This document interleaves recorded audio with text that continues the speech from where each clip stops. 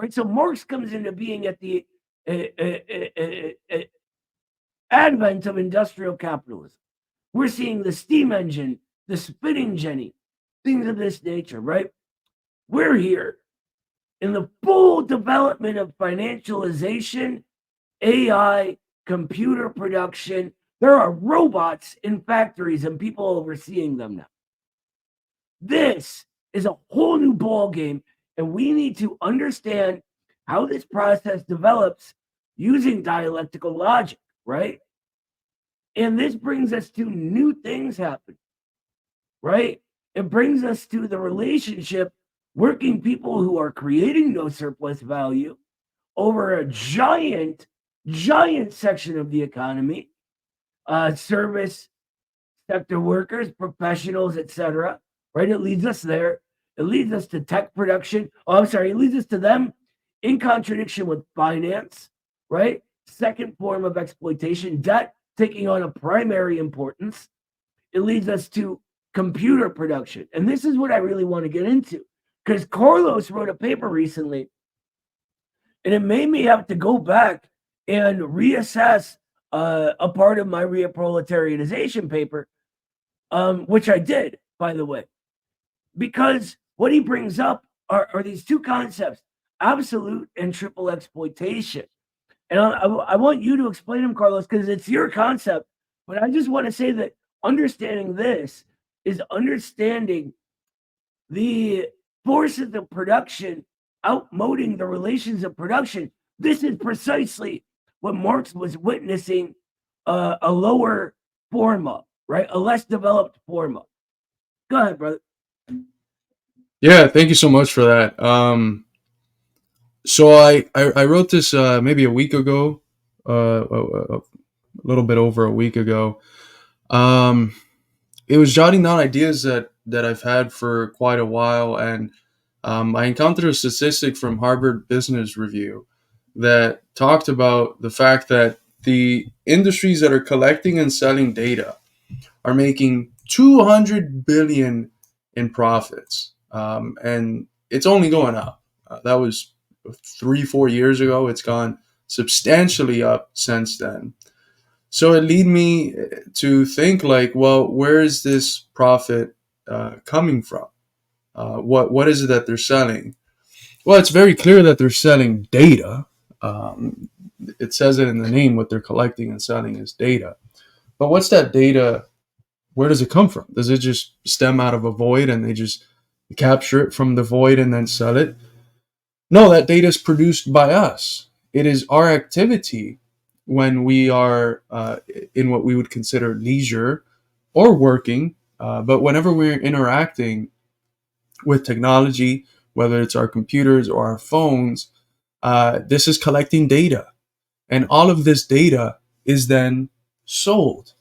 So it's an interaction between an activity that us as individuals are doing, an exertion of energy and maybe you could call it labor power upon a form of fixed capital that's in our hand, which would be the technology, that is creating something new. So it's, again, this dialectical interaction between human activity, nature, and the previous tools that humanity has created that produces something new, this time something intangible called data, that is then sold for hundreds of fucking billions of profits. So I don't know what else to call that if not exploitation. When we're producing this data, we're producing that which then gets sold and realized into these hundreds of billions of dollars of profit, which is immense, an immense percentage of the profits made by the capitalist class. It's a central way of making profit today. So I was thinking about it, and if you go back to the Marxist classics, there's this way to mathematize, to understand exploitation as a rate of exploitation, where you have at the top Here, of the fraction. Yeah, go ahead. No. let me just real quick point out the relationship between logic and mathematics is huge. right? Like mathematics is used specifically in order to verify things logically, right? I just wanted to point that out because it's something we don't think about often, and we should. But go ahead, brother. I'm sorry to So interrupt. you have the rate of exploitation, which is understood as the top is the amount of uh, the surplus hours that you're working, the surplus labor time that you're exerting your labor power in, and the bottom is the necessary labor time that you're actually paid for. And out of that fraction, the what results out of the calculation of that fraction is the rate of exploitation. Well, you're not paid for producing data. It is often the opposite. You're the one that has to pay for your Wi-Fi. Sometimes you produce data by being in websites that have paywalls. So sometimes it's even the opposite. You're the one that's paying for um, for the denominator. So you're not even getting paid. So when the denominator is zero, when you're not getting paid at all, but you're producing something, when you're producing surplus value that gets realized into hundreds of billions of dollars in profits, and the denominator is zero, you're getting paid nothing. Mathematically, the term would be undefined. That's what an undefined equation fraction would look like. But we have in the Marxist tradition, and specifically Marxist discussions on the categories of absolute and relative surplus value, um, we have this concept of absolute as being a prolongation of the time of work. And I sat down and thought about it, and I was like, well, shit. What we have here is absolute exploitation. Is exploitation getting to perhaps its most parasitic stage ever, where we're not even paid? We don't even know that we're working. I have a quote here at the end. The wage labor at least knows he is working, and then at a certain point in the development of class consciousness, the wage labor recognizes, well, I'm exploited. It doesn't have to be this way. I can have a revolution. The data producer, on the other hand, we think we're resting. We think we're just enjoying a good death scroll. So we don't even know that we're producing, much less that we are paying to literally be exploited. Um, so that is what I'm calling absolute exploitation. It is a new form of exploitation that is playing a quite significant role in the profits of the modern technological capitalist class, specifically in the field of collecting and selling data. And there's other components to this, but I'll let Noah speak for a bit. Yeah, the really brilliant part of this, and what really made me sit up and go, holy shit, right? This is big. Um, is how this zero denominator becomes absolute, goes from undefined to absolute, because it first appears as zero, as nothing, right? But as this value is realized, it becomes whatever that top number, the numerator, is in the equation at 100% or more, because of the subscription fees we're paying in rent. So there is the financial aspect to think of, right? The rents they're seeking, the monopolization. Um, and then their 100% profit rate on top of that. And so the undefined, as it is realized, as they're actually accumulating, becomes absolute. It is realized as, like Carlos said, the perfect term for it, absolute exploitation. And this is what everything revolves around, why we need that most advanced revolutionary theory, because we can't apply cold, dead dogmas that we get from Marx, even the brilliant insights of Marx, to this. This is a new thing, Yeah. right? No, absolutely. And We need to instead apply Marx's method, the same way he looks at the advent of uh, industrial capitalism, and capitalism being the sort of forces of production outmoding the old relations of production. This is what we're witnessing, but in the capitalist epoch, because this is a new thing. Boss and worker doesn't make sense here anymore. Right? This Right. is a new thing developing. It's It's just like the relation between the reproletariat and the financier. It's a new thing, and so we need this. We need the term, the absolute exploitation. We need to understand it if we are to fight against it. right. It's society at large getting exploited in this manner by a very small group of data collecting and selling capitalists. And it's extremely parasitic. Again, the people being exploited are not only not paid for it, but they often have to pay to be exploited in their time of leisure, which is another interesting thing, because the exertion of the labor power that produces the data that functions as surplus value to get realized into profit. That exertion is, because we're not working, is done in our leisure time primarily. So it's like labor taking the form of leisure. So that is a whole new level of complexity um, within the operation of exploitation in our highly technological capitalist world. And as I mentioned in introducing it, there's a million debates about AI and technology and all these different things. I haven't seen any that discusses how exploitation has taken this brand new form because of these technological developments. And on the basis of this being a new form, I argue that we have to be thinking today about capitalism as a system of triple exploitation. We have, of course, the primary exploitation, as Marx calls it, in the usual moment of production where you're going to work and you have that basic exploitation that Marx describes in the first volume of Capital. Then you have the exploitation that takes the form of debt, which Marx calls in the third volume of Capital secondary exploitation. He says it runs parallel to the primary exploitation taking place in the production process itself. This has generalized in unprecedented ways. Everyone is dealing with debt slavery or debt exploitation today, as Marx would call it, secondary exploitation. And then we have tertiary exploitation, or the triple exploitation, or a triad of exploitation, which is the one that is based on absolute exploitation, on the selling of data that society produces for the profits of a very small group of collecting and selling data capitalists. And I Yeah, think that, let me. yeah, go ahead, Noah, before I go to the next section, which is Yeah, that's why I want to stop you before that, because I think triple exploitation is a great way to look at the entire world system.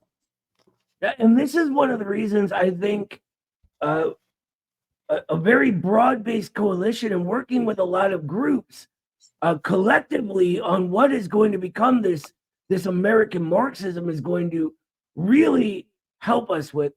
Um, think about internationally. Think about Radica Desai's concept, right? Her material nations concept, right?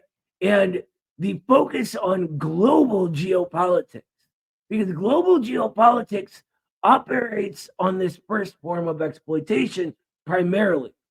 Commodity production is still generalized globally, right? And most of the production is done either in the communist world, the anti-imperialist bloc in some way, or other tricontinental countries, right? The debt slaves of the IMF and things of like that, right? The second form is to continue that first form, but it becomes primary in the imperialist nations, right? They need to continue the consumption, and so debt enters the picture. They need to continue, more importantly, speculation. And so even more debt enters the picture. And the portfolios become primary rather than the commodity production as deindustrialization hits these nations. I'm talking about the US, England, France, all the Germany, all the old ones. Though Europe is currently really falling apart on that end, but neither here nor there. And then you have this absolute exploitation, which hits the imperialist nation's heart as well. And so what you see is an alignment of class forces in a way that really was impossible when we had a middle class. Yeah. And I don't know. To me, this seems like the most optimistic thing we could even hope for. This is potential, right? And all the people that are, national nihilists, and you can't have socialism in a settler colony, like, don't talk about Cuba. Don't talk about how Russia was all stolen land or any of that, right? We'll be quiet on that. But America is different, right? But they don't have this more advanced revolutionary theory, so they can't see this potential, this alignment of interest. And that's why, again, we need this most advanced revolutionary theory. Sorry for the rant. Yeah, I just to make clear, because someone asked here, there's collecting. The companies collect the data that we produce and then sell it to other companies so that they know how to advertise to us so that we consume their product. So that's who they're selling it to. And the weird thing is that Not not just only that. are we not paid for it, but oftentimes what is sold presupposes the making of it in many ways. I have a quote somewhere around here. Can the labor that produced the data even be considered a commodity if it was never bought, at least not from the producer, nor before what they produced was already sold? And if it was never bought, in what terms can we best describe the data gathering capitalist sale of it? So again, I think I'm treading new fields here. So I think it's an important concept for understanding the various forms that capitalist exploitation, the triad of forms that capitalist exploitation is taking today. But there's another component to it as well, which is rooted in my extension of the analysis from Hans-Georg Moeller and Paul D'Ambrosio, and you and your profile, Identity After Authenticity, where they argue that at the individual level, at the level of constructing our identities, they're deeply rooted in our profiles and in curating our profile and in this dialectical interaction between what we post and the positive feedback loops that we obtain from the reaction of what we post from the general peer. So in the past, I've developed on this in my article, Imperialism and Prophilicity, where I talk about the capitalist control over social media, what that does at the level of propaganda and mental manipulation, ideological manipulation. And I go deeply into the example of Bolivia and how bot accounts were used to obtain consent. And it's an article that I recommend you all to read. But in this one, I want to access something else, which is that, the predictive capacities of these technologies are fucking insane. They can predict before a woman even knows that she's pregnant. There's so many things that they can predict where, like, the level of intimacy that they come to know you in is much greater than even your bestest of friends who you share everything with. There's even data being produced by Wi-Fi routers. I cite a study that talks about how Wi-Fi routers are able to reconstruct on the basis of the signals that they capture, basically images, such that the Wi-Fi's could potentially function if desired as cameras that could see through walls and can reconstruct through artificial intelligence technology what is going on, almost to the level of like a camera recording you. So they gather all this data, and what they're gathering and selling is your identity with a level of intimacy that not even your bestest of friend comes to know you in.